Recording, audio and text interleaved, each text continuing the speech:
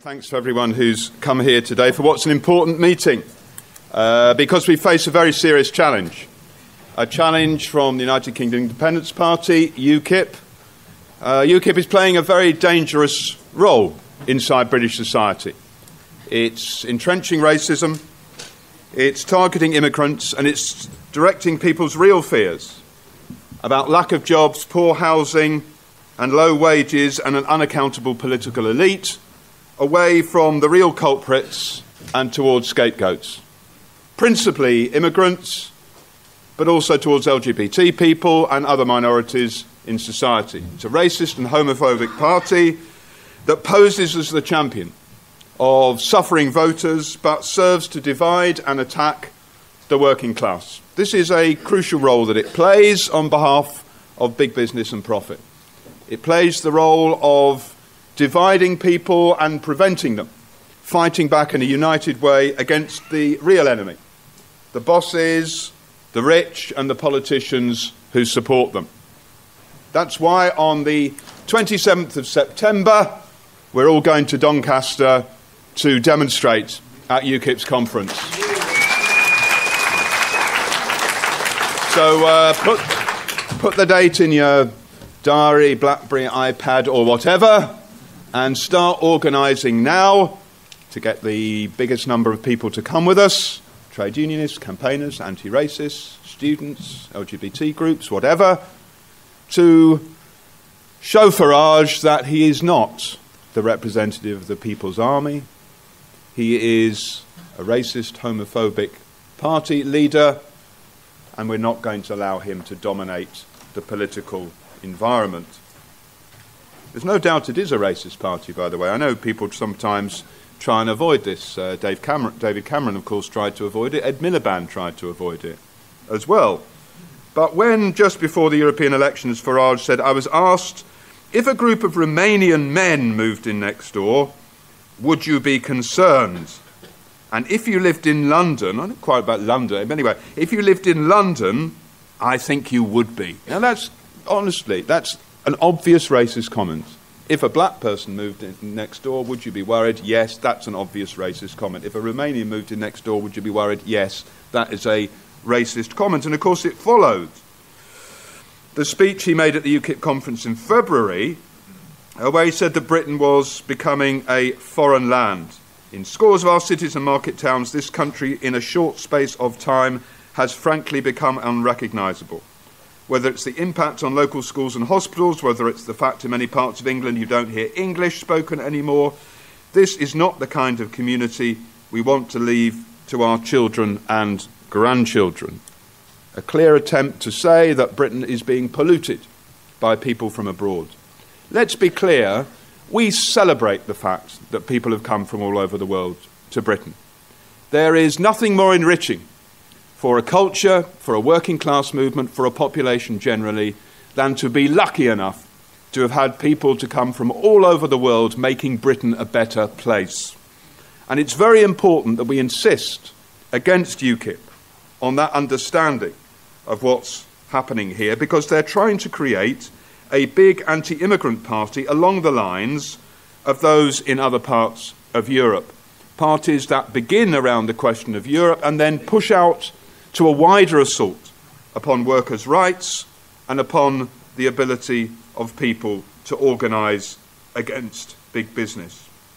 The 28% that UKIP achieved in the European elections has been met with two main reactions. One is panic and the other is complacency. And both are wrong. They're wrong because they lead to a lack of activity, passivity in the face of UKIP. You know, The Guardian, for example, only has two registers about the rise of fascism in Europe or the British National Party. One is they're completely irrelevant and nobody should do anything at all about them. The other is that the Third Reich is about to be created. And they lead to passivity. We don't have that view. We don't think UKIP is on the verge of power, but nor do we think that they can in any sense be discounted. And the greatest danger at the moment is simply to look at the election figures. It's true, of course, that when you look at the turnout at the European elections, UKIP achieved only 9 votes out of every 100 registered voters.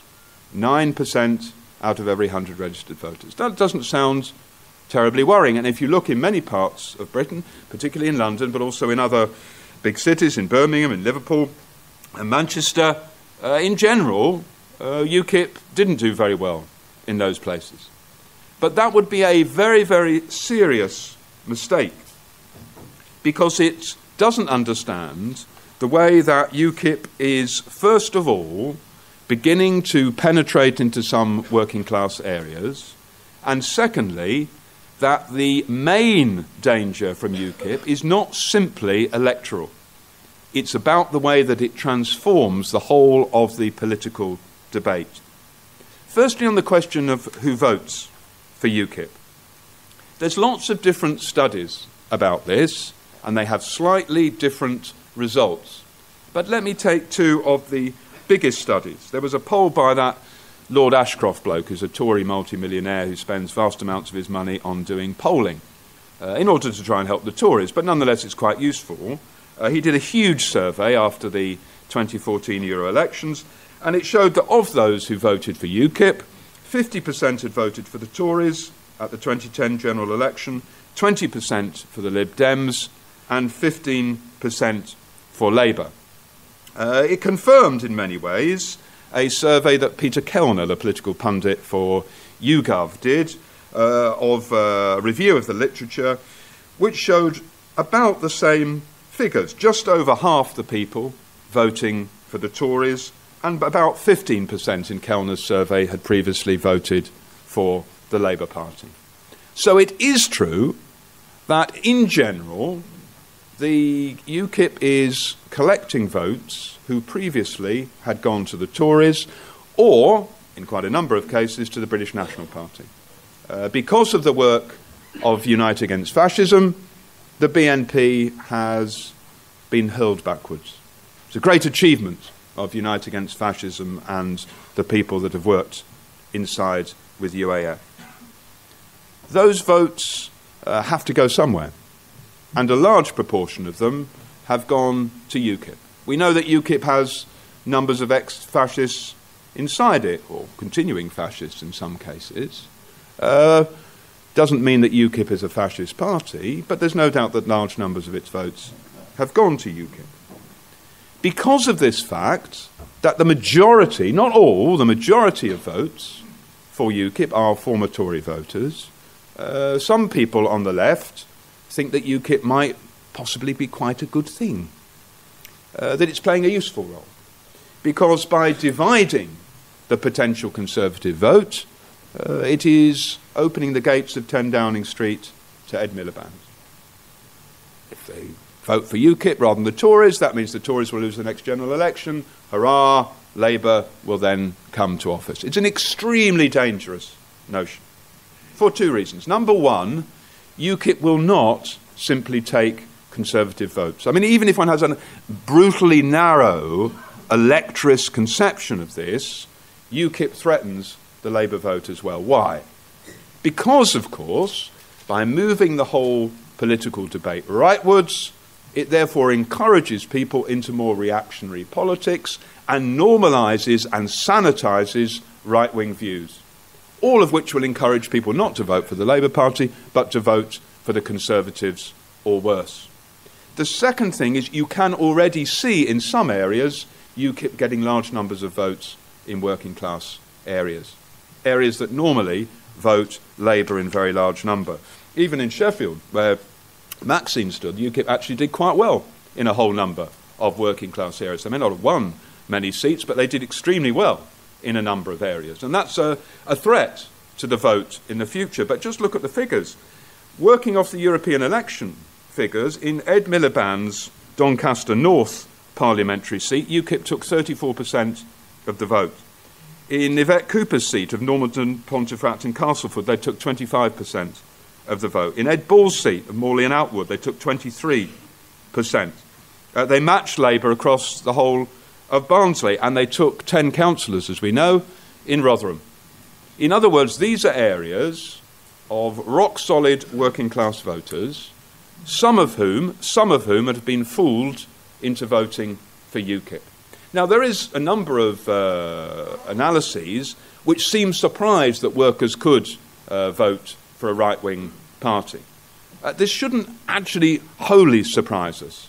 Something like a quarter of the working class has always voted Conservative, for example. This is, when you think about it, the people that the Tories actually represent, the tiny minority of society, could never achieve an electoral triumph on the basis simply of the people they actually represent. They have to fool working class people to vote against their own interests and vote for the Conservative Party. Now, a section of those people have then moved to voting for UKIP. So it's not a surprise that some workers vote for the Tories and vote for UKIP. This is the problem of false consciousness in capitalist society. But what's clearly happening is UKIP is extending that into wider areas of working class people. This is the great danger electorally, because if they were able to get 1 or 2 or 3 parliamentary seats, they would be able then perhaps to push out to a wider number of parliamentary seats, and then their hope would be at some point in the future they might even be part of a coalition government in the future. That's an electoral danger. But I want to insist that we can't really see this simply in parliamentary terms or electoral terms. Even if UKIP never wins a parliamentary seat or never runs a council, it is still extremely dangerous in terms of shifting the electoral terrain rightwards. And you see it in terms of the response to the European elections. What was the response from the main parties? The Conservatives, of course, promised a more vicious crackdown against immigrants. I mean, there isn't much left that they can do. They've already done a huge amount to try and undermine UKIP by bringing in vicious legislation against immigrants from the European Union. I don't know whether you know, because it hardly has received much publicity, but already if you come from the European Union, you can't be a claimant for housing benefit if you're a job seeker, for example. That you have to show that you are not a low-paid worker in order to claim housing benefit or any of the other benefits that are available to people born here. And to be more than a low-paid worker, you have to earn more than £150 a week for a continual period of 3 months. Now, that's quite a high bar for lots of workers, in fact, in an era of 0 hours contracts. That people from the European Union have no right to job seekers' allowance for the first 3 months of unemployment and have a 6-month limit, and after that they will receive nothing. And from this month, there is no child benefit for people from the European Union for 3 months as well. In other words, a whole panoply of anti-migrant restrictions have already been brought in by the Conservative government as a response towards UKIP. But they promise more. Their response towards this is to be panicked further rightwards to accept the racist arguments that UKIP put forwards. And we know that the Labour Party response has been filthy as well. Sadiq Khan, the Shadow Justice Secretary, writes an open letter in the Daily Express, of all places, saying sorry to UKIP voters for the fact that Labour let in too many migrants. That Ed Balls makes a speech he's a sort of person along with John Mann who say, I know what workers want, workers are worried about migration. That's really what workers are worried about. Ed Miliband goes to Thetford and makes a speech in which he says, I'm sorry that we let too many migrants into Britain. In other words, their response to UKIP is to concede on the main argument that UKIP is making about Britain. It's a false argument, it's a fake argument, it's a diversionary argument, but it's an argument that is pushed not just by UKIP but by all the major parties. And the danger of moving the firmament rightwards has been seen in other parts of Europe. I don't want to spend much time on it, but the Front National, for example, which is a fascist organisation, not the same as UKIP, but even before it began to genuinely challenge for power in electoral terms, already had the effect of shifting the political debate rightwards.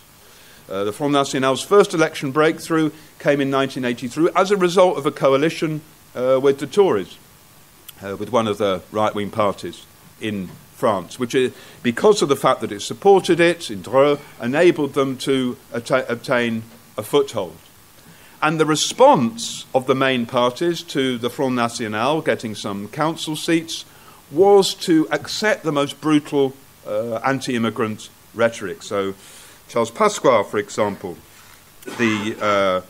one of the leaders of the right-wing parties, began high-profile deportations of undocumented migrants. It was continued by the Socialist Party afterwards. In 1991, Jacques Chirac, who was mayor of Paris at the time, spoke about how there was an overdose of immigration and that French workers could be forgiven for resenting the noise and smell of migrants. Nicolas Sarkozy, who was the president of France before François Hollande, spoke about how the migrants in the banlieue, the suburbs of Paris, were scum who should be removed with a power hose. This was the response of the main political forces to the rise of the Front National. And the Socialist Party's Valls deportations of the Roma, for example, is another way in which that has been taken up. You can see the same process, actually, in Austria with the Freedom Party and the People's Party, the main right-wing party in Austria, which ended up with a coalition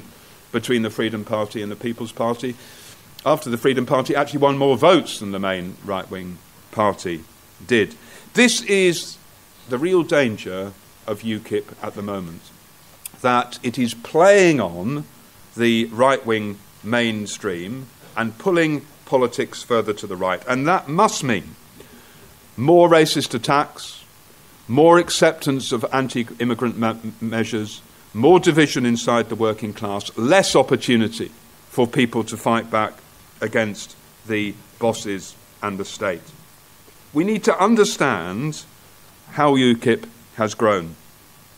The first feature is undoubtedly that of the economic crisis, hurling society into turmoil, tearing up the stability and security of people's lives, increasing unemployment, taking away opportunities, driving down wages, making it harder to find a house. And allied with that is the end of the two-party hegemony inside British politics, a long-term trend in which the idea that you have two main parties that alternate in office is ebbing away in Britain.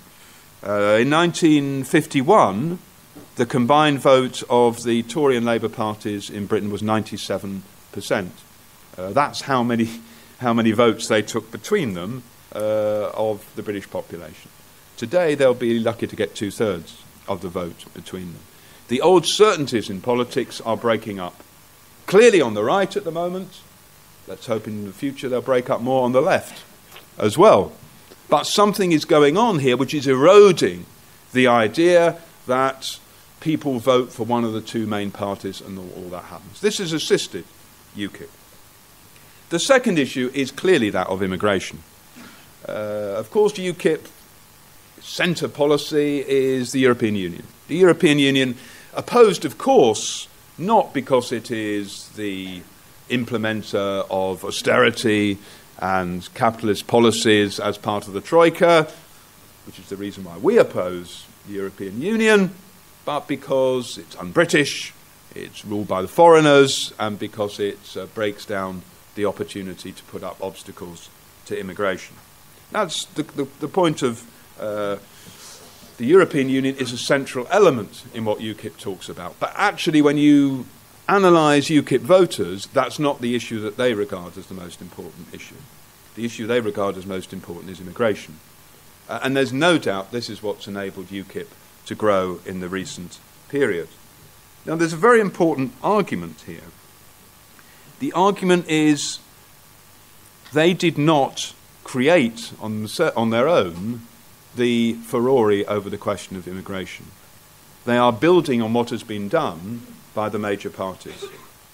That the trail was blazed by the Conservative and Labour parties in front of them. They have harvested on the ground that's been prepared by the Conservatives and Labour. Think about it. You can say that the Tories, if you went far enough, you could say the Tories began racist agitation in 1912 or something, but you don't have to go back that far. If you think in the more recent period, Enoch Powell's famous speech, the Rivers of Blood speech, which many of you would be too young to remember, but in 1968 he made this speech. He was a member of the Shadow Cabinet, the Tory Shadow Cabinet, in which he made a speech about immigration, in which he quoted from Virgil, the Greek poet, in which I seem to see the Tiber foaming with blood. And he spoke about how mass immigration to Britain was going to transform society. It was a massive danger and so on. And it was a vicious, racist speech. The interesting thing was Powell was actually sacked from the Shadow Cabinet for making that speech. It was a different era, perhaps, in 1968. But there was certainly an attempt to pull round a right-wing version of anti-immigrant racism. Remember Margaret Thatcher in 1978, just before the election of 1979, where she made a famous speech about how we were being rather swamped by people from abroad. She said that a survey had showed there will be 4 million people of the new Commonwealth or Pakistan in here in the future. Now, that is an awful lot, and I think it means that people are really rather afraid this country might be rather swamped by people with a different culture. If we do not want people to go to extremes, we ourselves must talk about this problem, and we must show that we are prepared to deal with it. We are a British nation with British characteristics. There's nothing new under the sun, is there, of right-wing propaganda. British nation, British values, British characteristics, they're coming from abroad, undermining all this. It's going to be terrible. Thatcher made that speech. It was a nasty, racist speech designed to make racism deeper in British society. Remember Norman Tebbit saying that we needed to have a cricket test. Who do they cheer for when they come over here? Do they cheer for the West Indies? Or do they cheer for India, for Pakistan, or for Sri Lanka? I don't think he was very worried if they cheered for Australia, but anyway. Or do they cheer for Britain? And because too many of them preferred Gavaskar to Colin Cowdery, I'm trying to think of the Times, he refused to say that we should allow immigration into Britain. Indeed, he went further. Tebbit, the day after that speech, said, some of them insist on sticking to their own culture like the Muslims in Bradford, and they are extremely dangerous. So, this was a clear racist speech. Remember in 2001, William Hague spoke out about Britain was becoming a foreign land, the same echo of Farage's speech, and how in 2005 the Tory campaign of Michael Howard was dominated by the slogan, "Are you thinking what we're thinking?" which was really, are you thinking like us that you don't like black people? That's really what the campaign was attempting to play on. So UKIP didn't create this situation. They played on the right-wing situation that existed before. It's very important to recognise this. UKIP isn't a fascist organisation, but there is a real danger.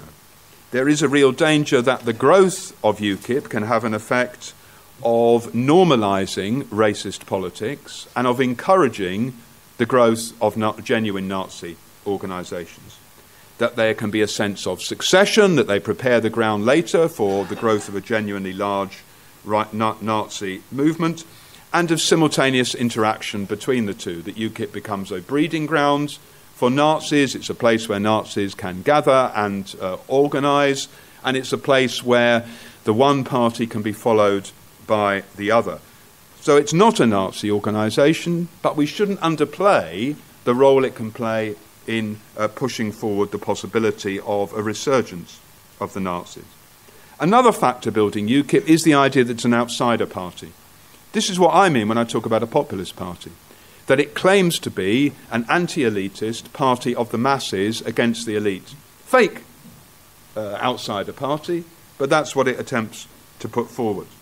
A party that isn't one of the Westminster insiders, that isn't obsessed with professional politics. This is what they say whenever one of their members is revealed as a vicious homophobe or as a racist. They say, oh, that's because we're not like the normal parties.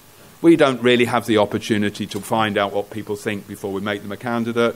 Yes, we have some oddballs and so on. This is a deliberate attempt to say we're just amateurs in this game.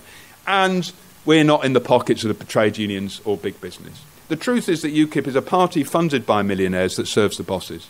It's very important to underline this. Its money doesn't come from thousands of people giving it little donations. It comes from extremely rich people who understand what they're doing. You know about Paul Sykes, the former Tory man said to be worth £650 million and has given a fortune towards UKIP. For example, at the last Euro elections, he just wrote out the cheque for £1.5 million for their billboards. I mean, there's not many people who can do that in British politics. That one of the Barclay brothers, who owns the Daily Telegraph and London's Ritz Hotel, has become a supporter for UKIP. That Stuart Wheeler, the UKIP treasurer, who made a fortune in spread betting, IG Index, who once gave £5 million to the Tories, is now one of the major donors of UKIP. And another one, Sir John Craven, not the man who used to present Blue Peter, actually the former chairman of the mining group Lonmin, associated with the Marikana massacre, is another who's given thousands, tens of thousands of pounds towards UKIP. These are actually the people who stand behind UKIP. Big money using UKIP in order to fracture the working class and to deepen racism. And if you look, for example, at the 2004 Euro elections, the total spending by all parties, everybody in Britain, was £10 million. Of this, UKIP spent 2.3 million. It spent more than the Labour Party. It spent more than the Lib Dems in that election. It's a very wealthy party which has been able to pull behind it a section of millionaires. And as for standing up for workers, we know that UKIP used to have a whole number of policies which revealed its anti-working class character.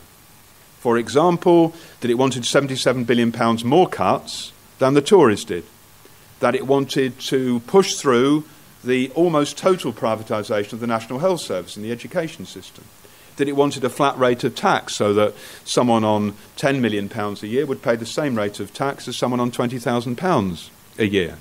Now, because these were extremely embarrassing, Farage now says that they haven't got any policies at all. They have no policies. That manifesto, we don't be guided by that anymore. So if you say to them, you want £77 million more cuts than the Tories, they say, no, we don't have any policies. No policies at all. They cannot indefinitely continue this. One of the things they're going to apparently do at this Doncaster conference is to reveal what their policies are. And this will be difficult for them, because at the moment they can say, no, we don't. Our policy for the NHS is we've got no idea. It's extraordinary they get away with this, by the way. It shows the laziness of journalism that people don't expose them more around these questions. But they are going to have to say, well, so are you for privatisation? Are you for taxing the rich? Are you for doing something about the poor in society? Or are you going to openly come out for the richest people at the top of society? This is a difficult challenge for UKIP, but we should be clear that everything it has put forward in the past has been to fatten the rich and make lives worse for working class people. And we need to reveal this about them, to show people about the reality of it. I want to talk about how we fight against UKIP. 6.5, actually. Sorry. We have to demonstrate that they are anti-working class, that when they claim to stand for ordinary people, it's a lie. The more people who know that they are for the privatisation of the health service, for less taxation for the very richest inside society, the more we will be able to form a broad movement against that. And we need a broad movement. Unite Against Fascism is not a suitable vehicle for fighting against UKIP. UAF has a specific role, and UKIP is not a fascist organisation. That's why we and others, before the European election, got involved with creating Stand Up to UKIP. And actually it's one of the best things that the SWP has done recently. that before the election we recognised it was important to go on the streets leafleting against UKIP, demonstrating at Farage's meetings, not trying to smash them up, but saying we are not prepared to have this racist propaganda simply put forward without a challenge to it. And it was very important to do it, and we need to continue to widen and deepen Stand Up to UKIP, the glorious T-shirt of which I'm wearing here, and you can buy outside afterwards. Stand Up to UKIP has to do some important things. The 27th of September, the Doncaster demonstration, is a crucial marker for us. But we need to do much more than that. We need to take the founding statement, take it round trade unionists, campaigners in our communities and so on, get people to sign it, to say that they are going to stand up to UKIP. You see, one of the problems is UKIP dominates the bloody media. Farage has been on Question Times 28 times since 1999. Far more than any other politician, far more.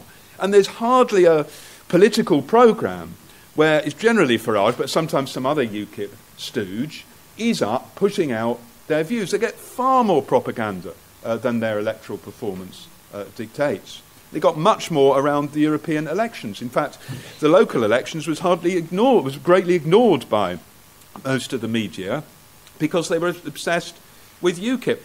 That can sometimes mean, in workplaces and communities, people feel that they're on their own to argue against UKIP. We have to give people confidence. They have to become ambassadors of anti-UKIP ideas in their workplace. We have to have trade union training days where people learn the arguments against UKIP and are prepared to then go out and argue with the people around them about why UKIP is the enemy of working class people, not the saviour of working class people. Very, very important work of generalising the sense of a big movement around UKIP. That's very, very important. Around the class issues, which I've mentioned, but also around the question of immigration. You see, there are people who say, yes, we must have a campaign against UKIP about the health service, about the flat rate tax, about the cuts and so on, but don't mention immigration because that's not so popular. Actually, that's not a way to combat UKIP. We have to take on the argument that the problems in British society are caused by immigrants. Now, that doesn't mean that the only people who can fight against UKIP are those who are for the abolition of all immigration controls. I'm for the abolition of immigration controls. The Socialist Workers Party is for the abolition of immigration controls. But there will be people who say, oh, I think maybe we need some immigration controls, but I don't like UKIP and I don't like the way they scapegoat immigrants. Good. We want them to be part of Stand Up to UKIP. And while we're engaged in discussion with them, we will argue with them about why we're against all immigration controls.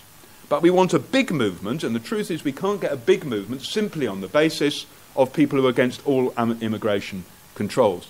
But we want to argue about this because this is how UKIP builds.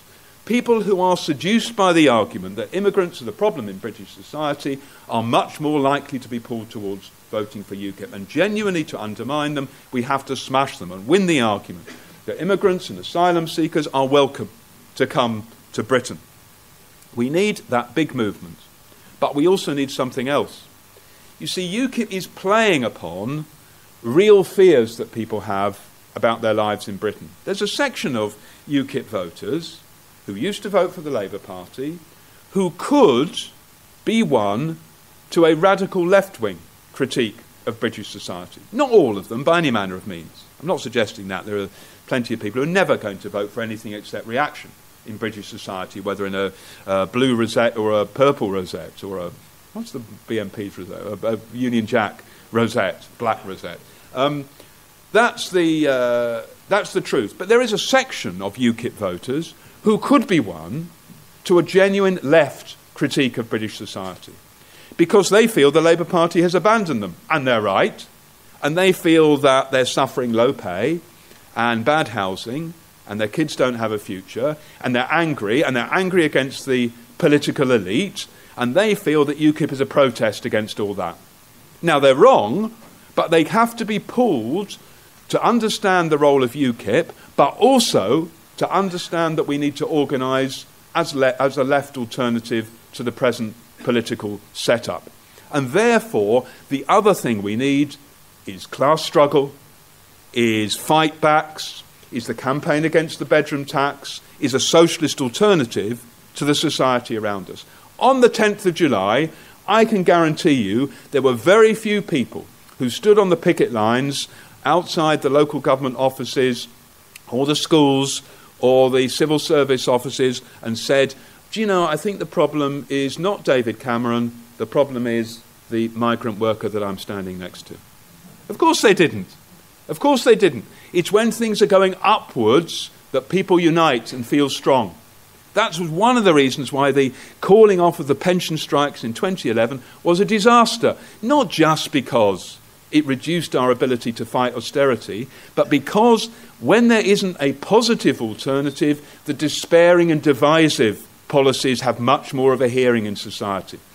So that's another reason why we should highlight things like the SOAS cleaners strike, where migrant workers are fighting back, defeating the bosses, showing that we can fight and win against the other side, the Ealing Hospital strike, all the other strikes which involved large numbers of migrant workers. It enables us to say the solution involves migrant workers are part of the solution, not part of the problem inside British society. And when there is any working class activity, the bedroom tax, the strikes, the demonstrations, the 18th of October TUC demonstration, we have to bring into that an element of saying, blame the bosses, blame the Tories, blame those who put forward the austerity policies, don't blame migrants. That's the great power of the slogan, don't blame the Romanians or the Bulgarians, blame the Etonians. Because it points the finger at those who are really responsible and says to people, you're right to feel angry, but be angry with the people who are your real enemies, not the people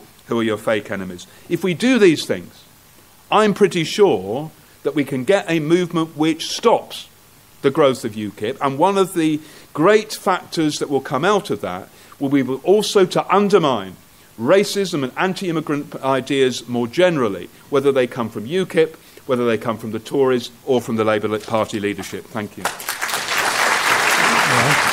I'd like to suggest two possible ways we might consider taking on UKIP. Nigel Farage is a bourgeoisie demagogue. All he's doing is preying on the fears of certain sections of the proletariat who think they're going to be swamped. We need to take him on, as I think Charlie said, on immigration and on also the EU, although I think I'm at odds with SWP on that. On immigration, I'm wondering whether he ought to play the numbers game. According to the Office of National Statistics, the total non-immigrant or total immigrant population or non-white population is less than 10%. It's about 8%. So there's absolutely no way that Britain is going to be swamped by immigrants. And they banded around a figure of 10 million we were going to increase by the next 10 years, 10 million population. And what we're supposed to believe is those 10 million are going to be immigrants. But there's going to be 9 million British and only 1 million immigrants.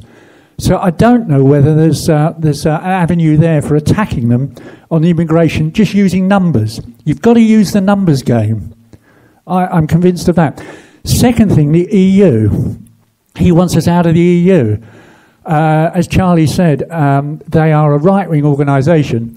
David Cameron and Theresa May have said that the Conservative Manifesto in 2015 is going to contain a commitment to scrap the Human Rights Act.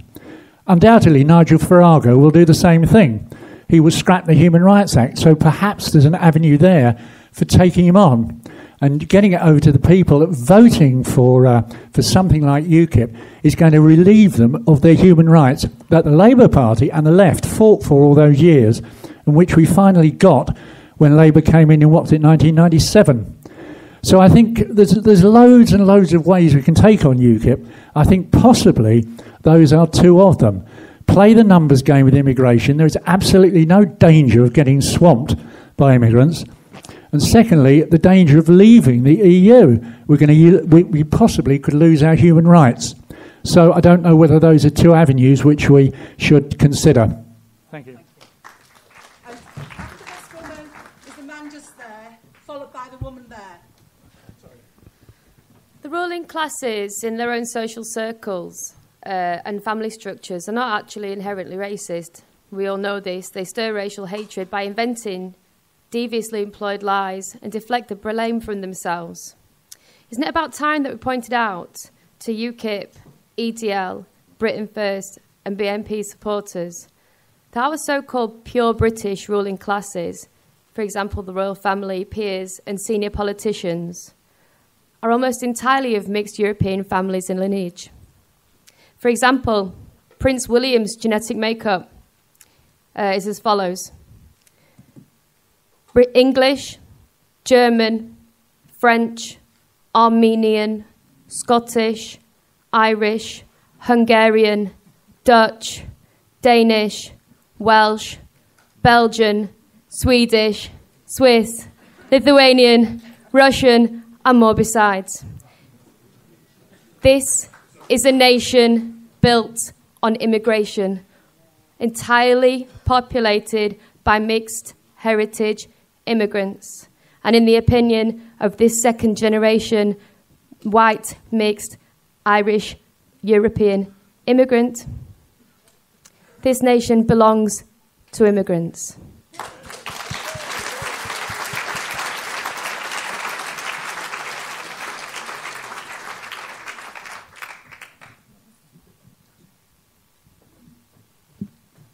Comrades, it's fantastic to think of the royal family as a model of integration. My name's Kimber, I'm the branch secretary of Doncaster Unison. So I want to talk about the 27th of September. Doncaster, for all the wrong reasons, is in the press. And this time we see, on the back of 4 years of having an English Democrat mayor who peddled racist policies through the council, attacks on BME workers, black workers and communities, we now see a mood within Doncaster where UKIP came second in every single ward, a very close second in every single ward in the local elections, and they won a seat in Edenthorpe. What's really clear is that had this been a mayoral election again in Doncaster, we would have a UKIP mayor in Doncaster now, which would be not only a farce but an absolute tragedy. Charlie talked about the 27th of September and the need for all of you to put this in your diaries. We can smash UKIP in Doncaster. We can make it very clear to them that we don't want their racism in our town and we don't want their message of hate and division to spread throughout our class. But in order to do that, we need your help. We know that it's going to be the summer and we know you've all got loads of stuff on, but getting the coaches booked now and starting to spread and to build this demonstration in your union branches, your communities and in your workplaces is absolutely vital, so that when they turn up with 1,500 delegates at the racecourse in Doncaster, that we can put 2,000 and 3,000 and 4,000 demonstrators outside that racecourse to send a very clear message to them. You can absolutely see in Doncaster that when UKIP have a good field in the local elections, as sure as a bad smell follows a fart, other racist organisations come in on the back of that. And sure enough, the English Defence League have announced their intention to march in Hexthorpe on the 19th of July, so next Saturday. They're doing this, and their racism has become even more explicit. Whereas before they talked about we're only against militant Islam, we're not anti-Muslim, etc., etc. Now they are targeting explicitly the Roma community in Hexthorpe and exploiting community tensions. So we want to put 300 and 400 people on the streets of Doncaster next week, and if we can do that, that will give us a firm footing to build for the 27th of September. If you can make it next weekend, please come. Definitely come on the 27th.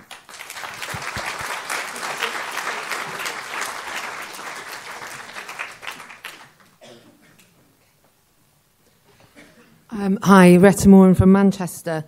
I wanted to talk a little bit more about filling the gap, really, between the no policies of UKIP that Charlie talked about when he spoke and the 27th of September in Doncaster, in terms of the concrete arguments that people need to be able to advance in order to make sure that everybody understands why Doncaster needs to be something where they are completely exposed.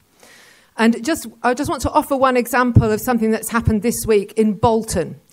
And this is follow through the Justice for Bolton stuff. Everybody's got the stuff on their seats. And there's a lobby on the Strand in London on the 22nd of July where we're taking on the IPCC legally, but we want people outside to support, and there will be media. But what happened last Thursday in Bolton Town Hall was that there was opposition to a planning application for a replacement mosque. The application was voted against by all the Tories and the UKIP. It was voted for by all the Labour, bar one abstention. There was about 160 people in the planning chamber. About 100 of them were from the community. They were Muslim people from the community where the replacement mosque is coming from. About 25, 30 of them were fascists, EDL, BNP, North West Infidels, but suited and booted, some of them. And Bryn Morgan, the BNP candidate for Bolton, stood up and did his democratic process thing, objecting to the redevelopment of the mosque. When the vote was lost, the mask slipped. And the fascists were up, shouting abuse, chairs thrown over, and people in the room filmed it. It's on the Justice for Bolton website with a complete description to demonstrate that, as Charlie has said, there is an organising principle that is offered by something like UKIP for fascists and Nazis to come into. And that's one of the real dangers. It's a very, very complete danger when it comes to UKIP. But we need concrete examples of how that happens, and that is one of them that we need to use.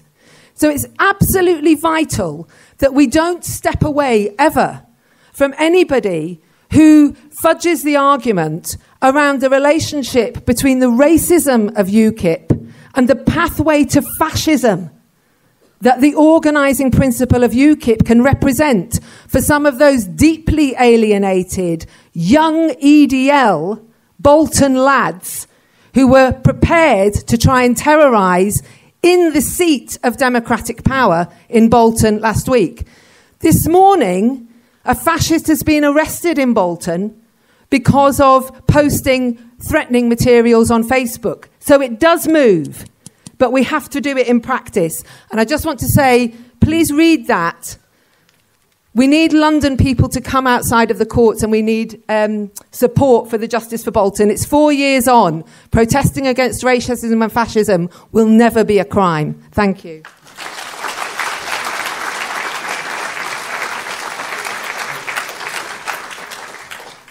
Where's the man with the check shirt gone? Who was coming?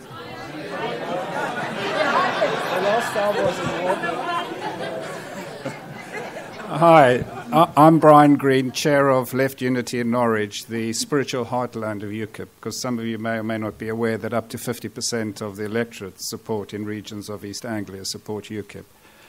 Now, our slogan during the election in which we stood in Norwich was the anti-establishment party that makes establishment cuts, in our criticism of UKIP.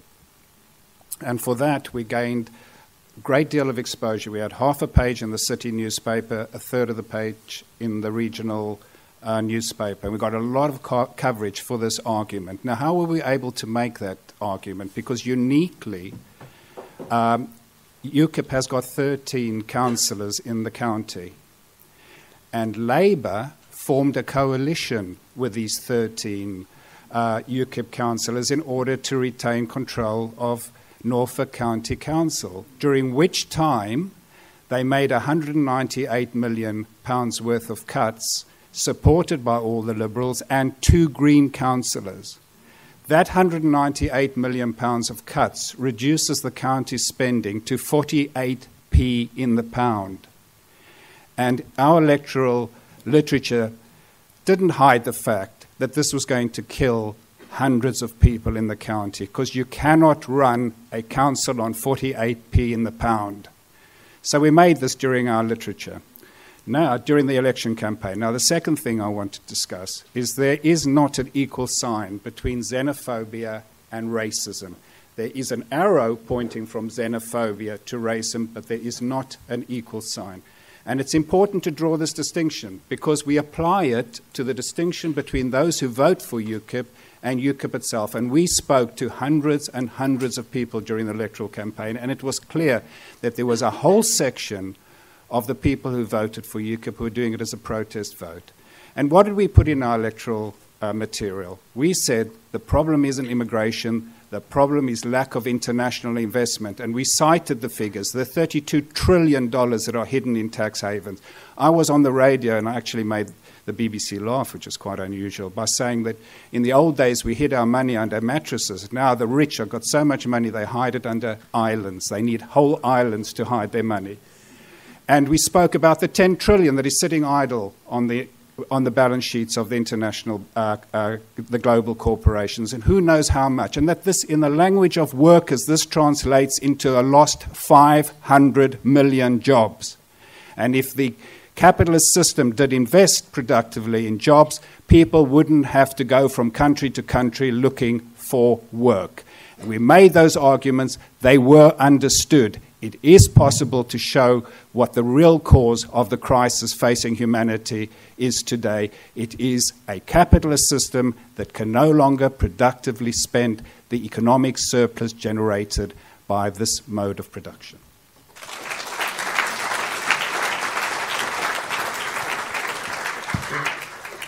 Yeah, thanks. I want to look at where UKIP came from, because actually they were formed as a pressure group initially in 1991, actually because what they were looking at was the 1992 Maastricht Treaty. I don't know if people know about the Maastricht Treaty in 1992, but it was the treaty that brought in the euro across the Eurozone that a number of different countries signed up to.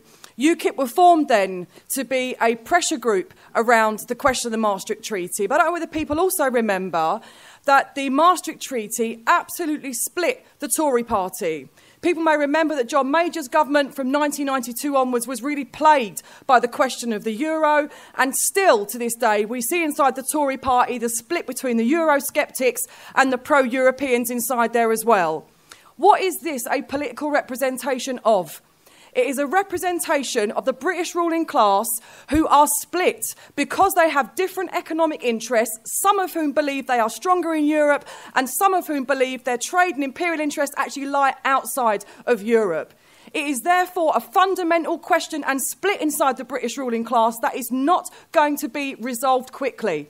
What UKIP have managed to do since 1991 is become far more relevant to the British ruling class.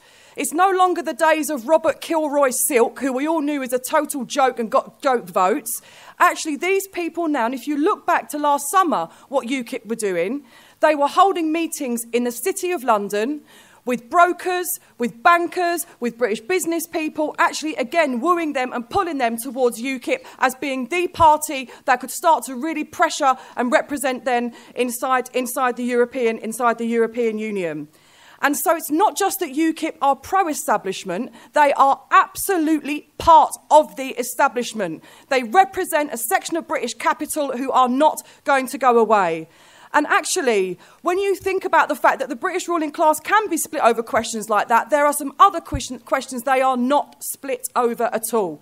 And that is this. They are not split over the question as to who should pay for the current economic crisis off the back of which UKIP has grown. They are not split on that question.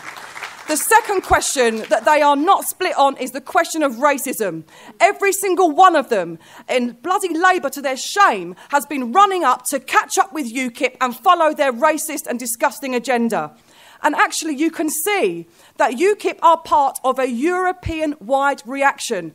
Some of that reaction takes the form of the Front National and fascist organisations, and some of that reaction takes the form of UKIP and right-wing, racist, populist parties. And the fate of that reaction will depend on a number of things. The economic crisis. We don't know whether capitalism is going to recover, but I'll tell you what we do know is that even if it does recover, it is not going to recover to our benefit. Unless we see more of July the 10th and strikes like that, we are not going to make a dent on our living standards at the moment and be able to fight for working class people in this country. And also, when you look at Greece and Spain, the two places where you start to see good left-wing alternatives pushing against the austerity agenda, it is where you have seen the biggest struggle against austerity. We must fight for that type of struggle. The second thing we have to do is to fight against their racism. And UKIP is weak and defensive over this question. Every time we have been outside a UKIP meeting calling them racist, they have come out and issued a statement. We're not racist. Look at how many black and Asian candidates we've got. I don't care how many black and Asian candidates you've got. You are pushing a racist agenda and you are pushing politics to the right. Fine. So the national demonstration at the UKIP conference, I'll tell you what I want it to look like. I want it to look like Nigel Farage's worst nightmare. I want it to be led by Roma, Bulgarians, Eastern Europeans, trade unionists. That's who's going to fight UKIP.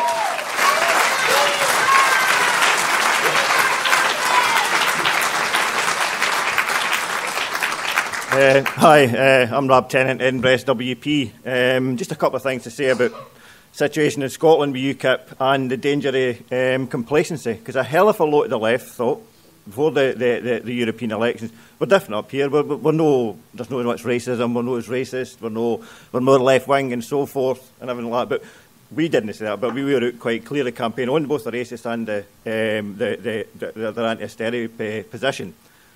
But folk got a shock because they got an MEP, and that's because the Tories have effectively been dumped out of Scotland a wee while ago. But they got an MEP, and that sent shockwaves round, and it's the danger of complacency. We can't let them get a trick. We can't let them get a minute's breathing space, because not just that, I actually added up when the votes all came in, the number of votes in Scotland that went for BNP, SDL, and Britain First. 23,000. 23,000 votes. OK, they're split at the moment because we've kept them back and everything like that. But Charlie says UKIP opens the door. The Nazis never came to the stage ready-made. They built and grew and congealed in a period of intense racism and a period of intense crisis. And that is why the hell we cannot be complacent with this lot. OK, I'll finish that. Thanks.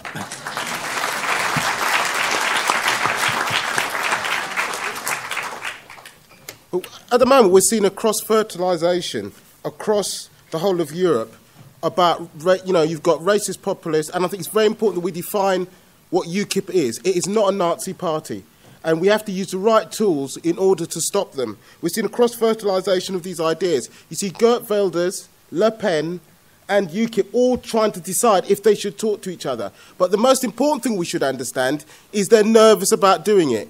Why does UKIP say we won't talk to Le Pen? Actually, that's because they're on the defensive. For us, we want to use that to drive a stake through their heart in terms of the way that they organise. We have to understand that when they are on the defensive, how we begin to turn that round into something else. And why have we got strength to do that? When you look at the UKIP Stand Up to UKIP petition, who's on that petition? Nearly every single General Secretary inside this country signed that petition. Not only have those people signed it, the Kaiser Chiefs have signed it. The Rizzle Kicks have signed it.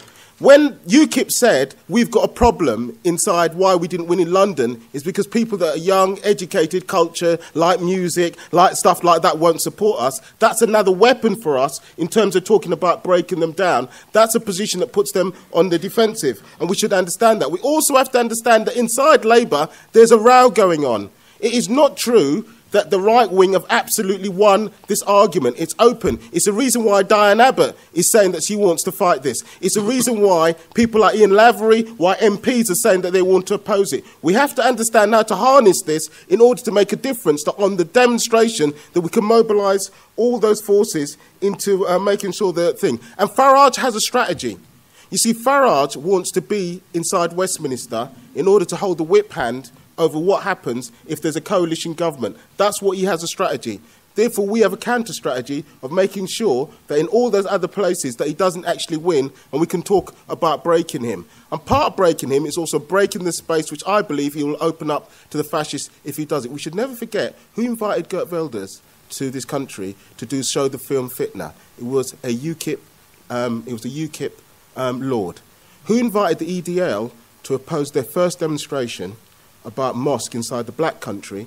It was a UKIP councillor who ran away when he realised he'd unleashed a racist mob. There's a danger if we're complacent about it. There's also a danger if we say that we can't stop them. I think we have the potential to be able to break them down and talk about an alternative. And I want to finish up on one thing. At the heart of this is a subjective question, the question of building an alternative. Yes, we have to build an alternative, but it is not an accident that the Socialist Workers Party has been at the centre of all the united fronts that have taken place. It's an application of theory and practice, and actually I think that's part of the reason why we have to apply that, both in terms of united fronts, but also in terms of the shape of a future society that begins to challenge racism and fascism from the root that it comes from, our society of capitalism.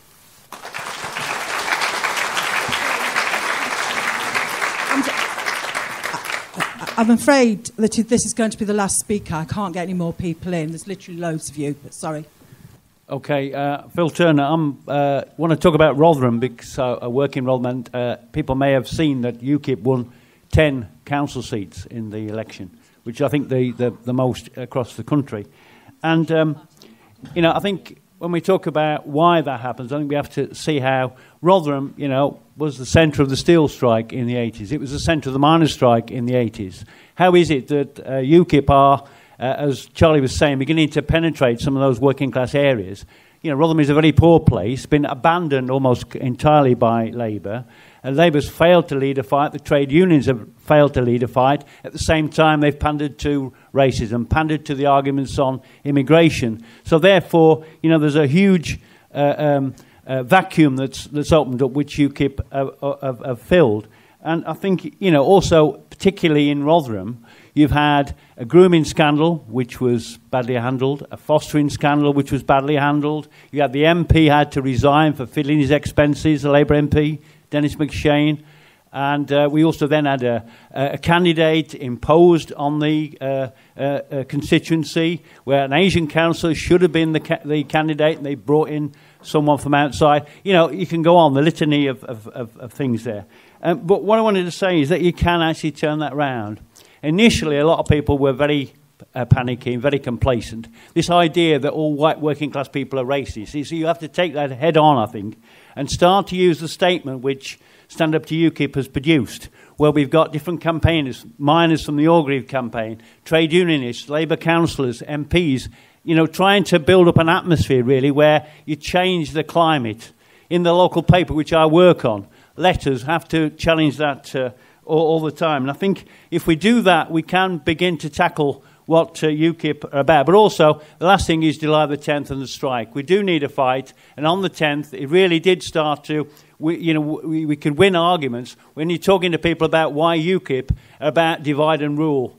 That's when the class arguments come in. We have to take the arguments about immigration head on, but we actually can win workers to fight back in a united way if we take on those arguments in that concrete way, and we have to start now and build for Doncaster. I'm just going to take one very, very brief contribution. OK, Hannah Sell from the Socialist Party. I will cut down what I was originally going to say, but I do agree with much of what has been said about the analysis of UKIP, how they're pushing the debate to the right, increasing anti-immigrant propaganda from all the main parties, and they also leave room for fascist and neo-fascist organisations to grow. What I want to comment on is the question of how we defeat them.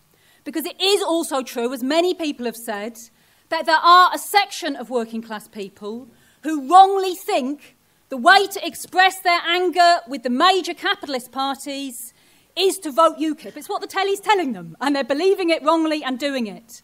I think it's a mistake, as at least in some local areas, Stand Up to UKIP I've seen has done, to have joint campaigning with Labour and Liberal Democrat councillors who are carrying out the cuts. Because I think it then makes it very difficult to reach out to those people who are angry with all of the establishment parties. And the other point, I haven't got time to expand that I just briefly wanted to ask Charlie to come back on, is I was surprised there was no mention of the electoral alternative. Because it's not the only thing. Of course it's true that the 10th of July workers were united, and that has a bigger effect than anything else in cutting across racism and division. Let's remember, at the time of 26th of March 2011, the trade unions mobilised 750,000 people against austerity. UKIP mobilised less than 200 in favour of more austerity, and that was the real balance of forces, and it's the sellout of the anti-austerity movement that, at that stage that led to UKIP being able to grow. But the electoral alternative does matter, and the Trade Unionist and Socialist Coalition, which we are part of, with the RMT, the Socialist Workers Party as well, is a beginning of trying to create an electoral alternative, so that those workers on strike, faced with a choice of voting for Labour, who are condemning their strike, also have somebody else to vote for. We know in the general election many workers will vote Labour because they're so desperate to get rid of the current lot. But a Labour government will be like Hollande in France, will carry out austerity, will be enormously unpopular. And then the question of UKIP and other more dangerous even forces growing can be posed as it has been in France. So yes, let's build a struggle, let's fight against UKIP, but we also need a positive anti-austerity socialist electoral alternative as well. Right. Well, thank you for those who spoke. I want to make 3 points. One is, whatever we're talking about now is a precursor to a much bigger campaign that will be needed around the general election in 2015. It will be highlighted around wherever Farage decides to stand, but there will be a much more general question as well about whether UKIP is going to make a breakthrough in a number of areas, which will then enable it hopes, to create a parliamentary bloc, which will then get larger afterwards. The other thing is that UKIP will attempt to poison the entire rhetoric about the general election campaign to drive it into a racist direction. And one of the things we have to do between now and the general election is to fight against the issues that emerge centrally inside the agenda being centred on racism. That's an important part of why we need to take action now. Secondly, I make no apology for meetings at which we have Labour councillors speaking alongside us. In the same way, I don't think it undermines the fight against fascism to have Labour MPs and Labour councillors involved in Unite Against Fascism.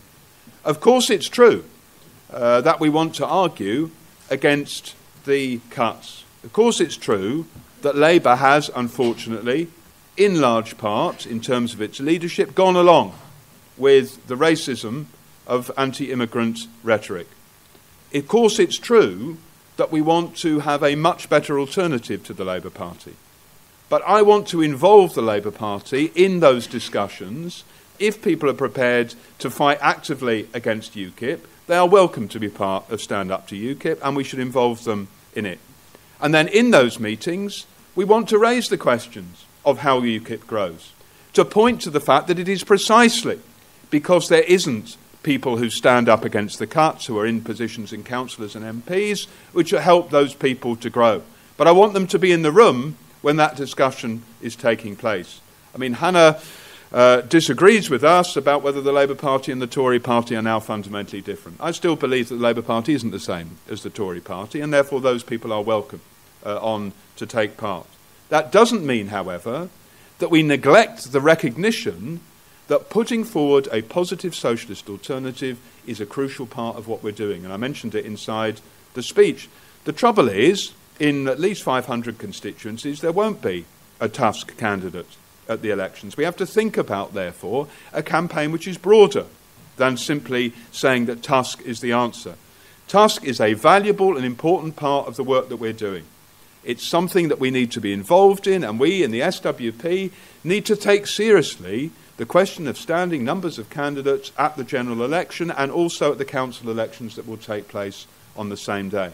But we need something broader than that in order to tackle UKIP. And the centre of that has to be pointing out the way it serves the ruling class, the way it divides the working class, and the fact that its racism is a knife against all of our throats, that it's something that will enable the ruling class to continue to implement austerity while we are divided one against another. This is the crucial role that UKIP is playing, while at the same time making immigrants the scapegoats for the problems inside society. That's why the 27th of September is so crucial, because it can be the launch pad for a movement inside society which comes together around the idea of undermining UKIP, and inherent with that will be also tackling the conditions which produce UKIP. The austerity cuts, the lack of democracy inside society, the lack of real hope for working class people. This is why this campaign is central to the sorts of work that we are doing. It's not simply an add-on to other things. It's an important part of what we are doing as the SWP in Britain. And I also think that people who agree with us about the importance of fighting against racism and fighting against UKIP ought to become part of the Socialist Workers Party. Because the bringing together of the fight against racism, the fight against austerity, the fight for hope in society, the fight for the idea we can have a better world where we don't pit one against another but fight for a decent socialist future, that's what the Socialist Workers Party is about. So if you're not a member, I hope that you'll join us. Thank you.